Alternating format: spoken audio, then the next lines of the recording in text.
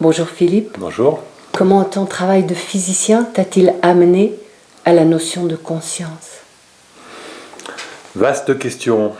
Alors, je pense que ça remonte à quand j'étais adolescent, voire avant, sur les bancs de l'école. J'ai toujours été passionné par les sciences, par la physique en particulier, par les mathématiques. C'était d'ailleurs la physique et les mathématiques les deux seuls domaines où j'étais bon sans avoir vraiment besoin de potasser, alors que dans les autres domaines j'étais plutôt cancre. Et en fait, j'ai lu beaucoup très jeune de livres de philosophie, Descartes, Platon, Pascal, enfin tout, bien avant l'âge où on l'apprend à l'école. Et j'ai été très très vite, vers 15, 16, 17 ans, hanté par la question du déterminisme. C'est-à-dire que je ne comprenais pas pourquoi on avait en science ce dogme du déterminisme qui implique que finalement on ne peut pas être libre dans nos vies, on ne peut pas avoir autre chose qu'un libre arbitre illusoire. Parce que la science avait l'air d'imposer l'idée que tout ce qui arrivait devait être mécanique. Et donc ça pose effectivement la question de savoir à quoi sert la conscience qu'on a des choses, alors qu'on a l'impression qu'on peut choisir ce qu'on va faire. Et lorsque ensuite, à l'âge de 22 ans, 23 ans, je me suis intéressé à la physique des particules. J'ai étudié la physique des particules, la mécanique quantique à Centrale, École Centrale. Ensuite, j'ai fait un stage au CEA. J'étais un peu sensibilisé par toutes ces questions-là. Et c'était l'époque où le physicien Alain Aspect, médaille d'or du CNRS, a fait cette fameuse découverte, qui est probablement la plus grande découverte du XXe siècle, qui a démontré que la mécanique quantique était juste, et en particulier que les concepts de non-localité et d'indéterminisme devaient être intégrés par la science. Or, la science a fondamentalement du mal à intégrer le concept de l'indéterminisme, c'est-à-dire la nature fait des choix qui ne sont pas le résultat du passé. Première chose un petit peu difficile à intégrer.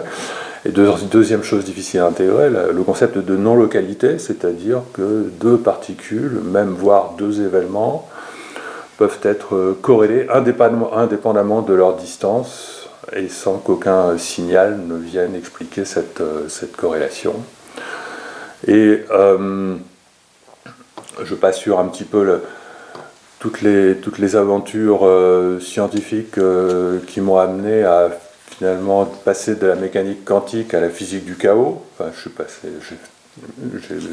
beaucoup étudié la sismologie, enfin bon, mais je passe là-dessus.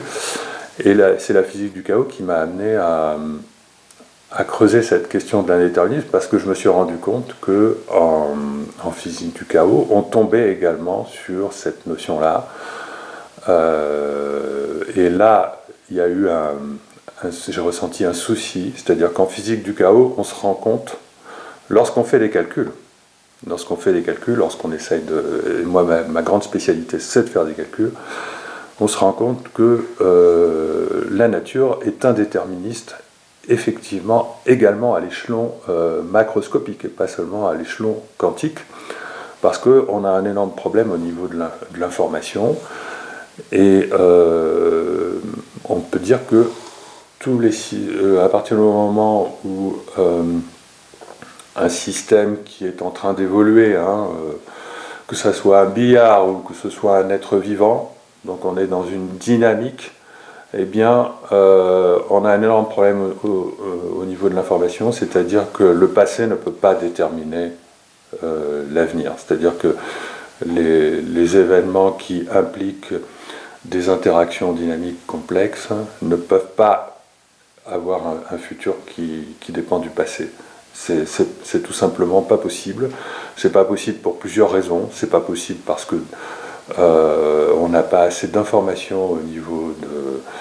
On a un problème pour trouver les informations qui déterminent l'avenir des systèmes, parce que ces informations, elles vont puiser dans l'infiniment petit. Or, dans l'infiniment petit, il n'y a plus d'informations.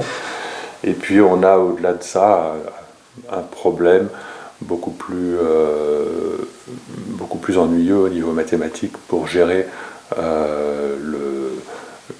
la mécanique à partir de l'information dont on dispose sur les objets. Enfin bon, j'abrège, et donc c'est cet indéterminisme fondamental qui existe non seulement à l'échelle quantique, mais également à l'échelle macroscopique, qui m'a fait comprendre que la conscience avait un rôle essentiel à jouer pour combler le manque d'information. C'est-à-dire que les événements qui nous arrivent dans la vie de tous les jours ne sont pas déterminés mécaniquement uniquement, mais ils sont également déterminés par la conscience. C'est-à-dire que la mécanique et ce fameux déterminisme scientifique qui est devenu une croyance finalement, c'est quelque chose qui est vrai, mais partiellement. C'est-à-dire que sont réellement déterministes, sont réellement déterminés mécaniquement les événements qui impliquent de très gros objets, des objets massifs comme le mouvement de la Terre, comme voilà, plus les objets sont massifs et plus ils vont avoir un déterminisme mécanique à plus long terme. Mais plus les objets sont petits et plus les objets sont en interaction, et plus au contraire la durée pendant laquelle la mécanique à court sera faible, et on a absolument besoin d'une introduction d'informations complémentaires, et ces informations complémentaires viennent de la conscience. Voilà comment je me suis intéressé à la conscience. Il y a d'autres raisons, si je peux en parler. Ça vient aussi du fait que je suis devenu un spécialiste de l'intelligence artificielle, et qu'en étudiant les réseaux de neurones mathématiques et qu'en développant moi-même des cerveaux artificiels pour réaliser des caméras intelligentes qui sont capables de reconnaître des objets complexes, je me suis aperçu que ce qu'on appelle la mémoire des objets ne pouvait pas être dans le cerveau, parce que l'information qui est contenue dans un cerveau, c'est une information qui ne permet pas de reconstruire l'objet que le cerveau sert à reconnaître. Ça permet de le reconstruire, mais d'une manière très très dégradée, ou alors il faut mémoriser un seul objet pour arriver à la reconstruire, mais dès qu'on utilise un cerveau pour mémoriser un tas d'objets, il devient impossible de reconstruire l'image d'un objet particulier à partir de ce cerveau. Donc la mémoire ne peut pas être dans le cerveau, c'est-à-dire dans les connexions entre les synapses et les neurones, et ce qui est la croyance actuelle des neuroscientifiques. Et d'ailleurs, les neuroscientifiques ne devraient pas s'intéresser au problème de la conscience, d'ailleurs ils ne s'y intéressent pas, puisqu'ils disent que la conscience est le produit du cerveau, parce que la conscience n'est pas de la compétence des neuroscientifiques. La conscience est de la compétence des gens des scientifiques qui font à la fois de l'intelligence artificielle et de la physique fondamentale, parce qu'en fait c'est la physique fondamentale qui nous apporte les éléments essentiels pour comprendre ce qu'est la conscience. Non pas pour comprendre le pourquoi de la conscience, mais pour comprendre le comment de la conscience.